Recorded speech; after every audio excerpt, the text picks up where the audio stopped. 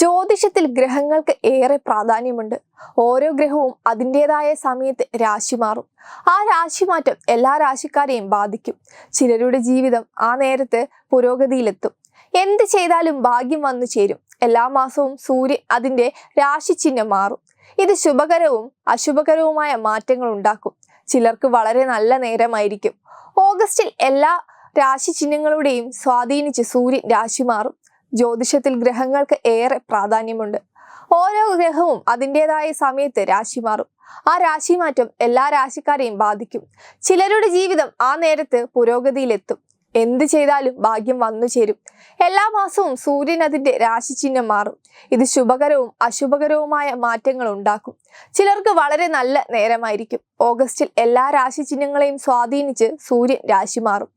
അങ്ങനെ മാറുന്ന രാശി ഏതാണെന്ന് നോക്കാം. ചിങ്ങം. സൂര്യൻ രാശി മാറുമ്പോൾ വൻ ഗുണങ്ങൾ ലഭിക്കുന്ന രാശിയാണ് ചിങ്ങം.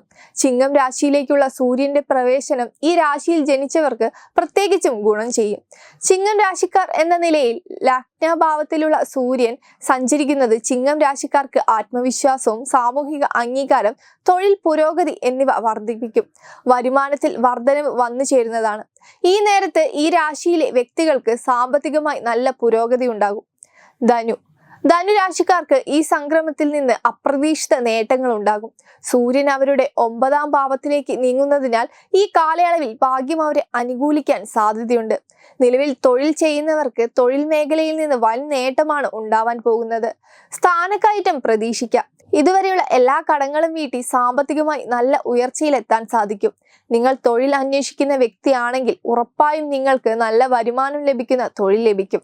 വിവാഹാലോചനകൾ നോക്കുന്നുണ്ടെങ്കിൽ ഇതാണ് അതിന് പറ്റിയ സമയം. കർക്കിടകം. കർക്കിടകം രാശിക്കാർക്ക് സൂര്യന്റെ സംക്രമം മൂലം ഗണ്യമായ സാമ്പത്തിക നേട്ടങ്ങൾ പ്രതീക്ഷിക്കാം. ഈ കാലയളവിൽ വ്യാപാരികൾക്ക് അപ്രതീക്ഷിത സാമ്പത്തിക നേട്ടങ്ങളും ബിസിനസ് നിക്ഷേപത്തിനുള്ള അവസരങ്ങളും ലഭിച്ചേക്കാം.